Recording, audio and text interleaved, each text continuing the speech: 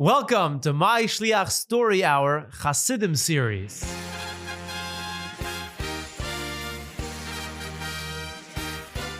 In the previous episode, we discussed the story of the tightrope walker, the person who had been in the circus and was showing off his talent to all the other prisoners in the gulag, and the lesson that Reb Mendel Futerfas took from that incident.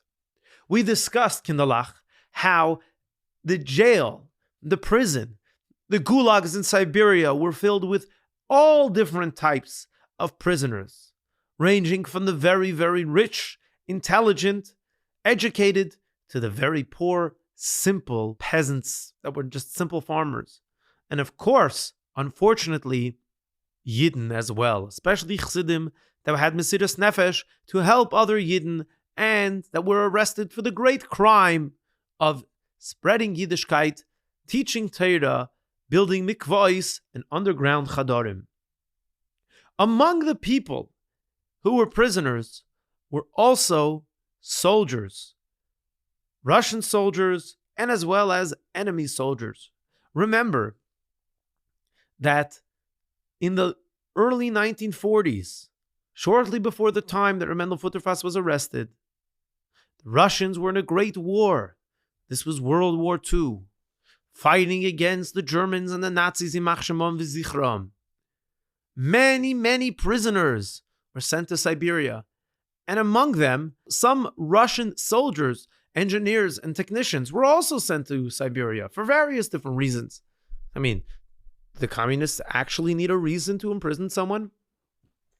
One of the people that were there was an engineer who was involved in building a pontoon bridge. What's a pontoon bridge, Kindalach? Well, sometimes a country is at war, and an army needs to cross a bridge, or they need to cross a river, or a lake, or some sort of body of water, with all their heavy machinery, with their tanks, and their jeeps, and the soldiers need a way to get across the body of water. But there's no bridge. And if there's no bridge, how are they going to get across? They can't start ferrying people with boats. It's going to take too long. And if they build a bridge, it's also going to take a long time. Sometimes there used to be a bridge going over that body of water, but it was bombed out during the war, during the fighting. How are they going to get across? So, the engineers in the army, and this particular engineer who was in jail with Reb Mendel Futerfas says that he was on the team that built a pontoon bridge. A pontoon bridge is a bridge that is built on balloons. Not the kind of balloons that you have by a birthday party. Nah, not that kind of balloons. These are bridges that are on huge tubes. They're built on huge balloons that float on the water. They're held together with metal beams, and it's so strong that tanks, fully loaded army tanks, many of them, can ride across it, right over this pontoon bridge to the other side. The benefit of having a pontoon bridge is that it's lightweight, you can pack it up, put it on the back of trucks, and assemble it quickly if necessary. Within a couple of hours, the bridge is set up, ready to go, and the soldiers can roll across the water to the other side to keep fighting, leading their country to victory. So this technician goes on to explain to Reb Mendel and the other people in the barracks how exactly the pontoon bridge is built and how it's set up, and how this is such an amazing invention. One of the greatest pieces of technology in the Russian arsenal the Russian army has is this pontoon bridge. Listening to the whole discussion, somebody asked the engineer, I don't understand. Perhaps you can be explaining to me this. Why, if you can make this bridge so fast and so easy, why you have big bridges everywhere else that you have to go up and then down, and it's held by beams and wires and pipes? Why can't we use this balloon pontoon? That's what I said, balloon bridge. It's not a balloon bridge, it's a pontoon bridge. Whatever you want. the bridge that you make very fast for army, why not be using this for everyday people that want to be traveling? It probably is a lot cheaper and build it a lot faster. You could make 16 bridges like this over the Dunai River, and then we can travel with less traffic. Forgot, there's no traffic. We don't have cars. We're in Russia. Forgot about that. But either way, why only be using this for the army? Why not for everyday usage? So the engineer said, listen to me. The problem is, although a pontoon bridge is strong, that the tanks and the other army vehicles can roll over it and can be set up very fast, it doesn't have a very strong foundation. And if chas v'shalom, I don't know if he said chas v'shalom, but one bullet placed in the right place can pop the balloon, and eventually the entire bridge could sink. So yes, it's a good temporary fix to set up very fast to get people across. But one bullet can sink the whole bridge because it doesn't have a strong foundation. The Chosid Reb Mendel Futerfas was sitting nearby and heard this discussion, and when later recounted the story, shared the following haidah. What could we as Chassidim learn from this? Very powerful. Without a strong foundation, if a Chassid or a Yid in general does not have the strong foundation of Torah, limud Torah, kvius itim la Torah, set aside time every single day to learn Torah, to daven, even if a day you don't have school or yeshiva, even if it's a day off, you must have a strong foundation of Torah to daven with a minyan, set aside time for davening, even a small little hole in the bridge. As soon as there's a little hole, any challenge could defeat you. Chas v'shalom. You gotta have the strong foundation. You gotta have kviyas itim la Torah, set aside specific times for davening, set aside time for learning every single day, even on vacation and even on Chol HaMoed. Very, very, very important. Now, this jail, the gulags, was protected by heavily armed soldiers with big rifles. They had orders to shoot anybody that tried escaping. They had these big watchtowers scattered throughout the fence. It was probably even a double fence, making sure that nobody would dare to escape. They had these big watch lights, the searchlights, which would go back and forth, searching in the Stillkeit von der Nacht, in the quiet stillness of the night, anybody that would try to escape.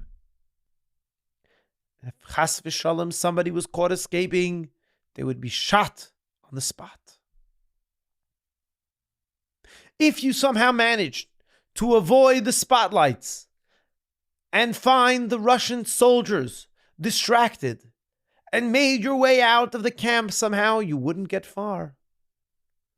Big, rough watchdogs, guard dogs, which were probably usually kept hungry, with razor-sharp teeth and very long nails, were surrounding the camp as well. And they were trained to go after anybody who attempted to run away or escape Siberia. So either the soldiers would get you or the dogs would get you.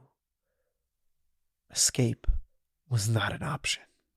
However, there was one prisoner who decided he's going to dedicate himself to figuring out a way how to escape the gulag in Siberia. Every night, while everyone was asleep, he would calculate how many seconds it took for the watchlight towers to pass a certain spot in the gate. He found the blind spot that the soldiers, the guards, would not see at a specific time at night. And he began to plan his escape. He knew exactly when the officers would be distracted. He knew when he would be covered and protected by the darkness and not in the view of the spotlight.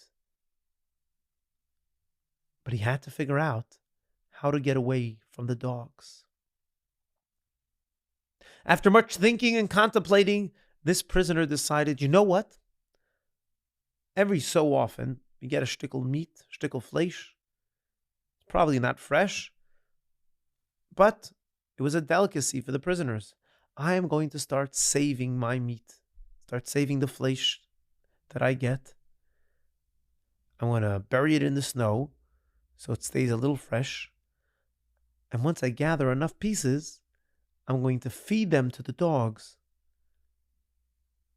So the dogs will eat that instead of eating me. Time passes, and this prisoner saved up enough pieces of meat and is ready to finally put his plan into action and escape from Siberia. The fateful night arrives. He doesn't tell anybody about his plans. He anxiously waits for the guards to be distracted, for the spotlights to move away from that specific spot. And he slips out of the gate and begins to run away towards the forest. Sure enough, Kinderlach, the dogs, although they were a little bit sleepy, saw this prisoner escaping and they began to give chase. He's running in the snow and the dogs are running behind him, barking, woof, woof, woof, woof, woof. And this alerted the soldiers on the watchtower. Turning around, the prisoner reached into his pocket and began to throw the pieces of fleisch, the shtiklach of meat, in the direction of the dogs to throw them off him. And he turns back around and continues to run into the forest. Woof, woof, woof. The dogs are running after him. And they stumble across the piece of fleisch. They stop in their tracks, look down at the fleisch, very much confused, not sure. Should they eat it? Should they not? Should they continue chasing after this person? By this time, the prisoner has already ran into the forest, probably continued to run or found a place to hide. And not far behind them, the guards began to give chase. They caught up with the watchdogs who are still contemplating whether or not they should eat the fleisch or not. All the soldiers, all the guards pull out their guns, point them not in the direction of the prisoner, but at the watchdogs.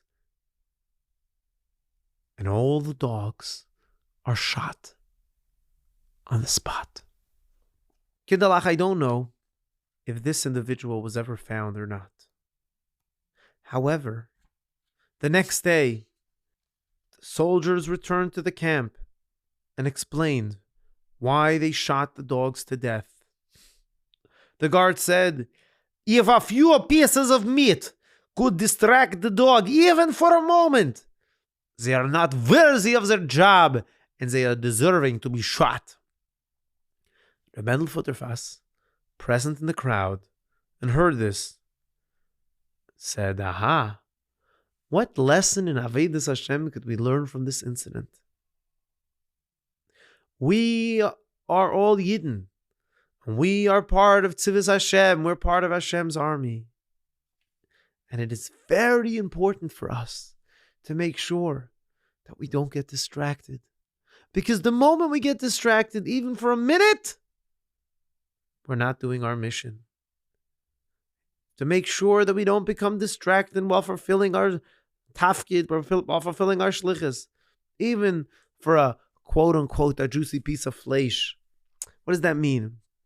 When a person eats, we have to know that we're eating to be maila, to elevate the nitzutzis, the sparks of kedusha that are in the food that we're eating. And that we're eating in order to have koyach, to learn Torah, to do our shlichus, to serve the Eibishter. It's not about the geschmack that I'm going to have from it. Now that doesn't mean to say, Kinderlach, that you can't have treats, could have treats. And it doesn't mean to say, Kinderlach, that you shouldn't eat healthy and good, delicious food. You should have all that. Adrabah. But let's not get caught up. Let's not get distracted from what the point of it all is. The point of it is to give us kayach to continue doing our shlichus as emesach Chassidishe Yidden. Getting distracted by juicy geschmacke food was never really a challenge for the Mendel Futerfas in jail. Mendel Futerfas said that when he got to Siberia, he said, I had two big problems. One of them was, how is he going to have kosher to essen? And the other problem was, what's he going to do if they want him to work on Shabbos? So to the first issue, he says, okay, listen, there's not much food here anyways. And the treifa essen that they're going to give me, I'm just not going to eat. But working on Shabbos, it's a bigger problem. What's going to be? He's going to tell him he doesn't want to work on Shabbos.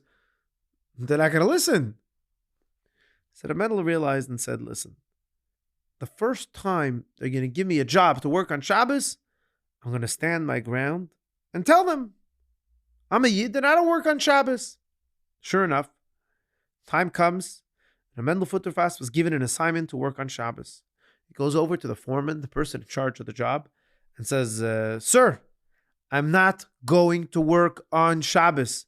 You can kill me, you can do whatever you want to me, but I will not work. The foreman never responded to Reb Mendel.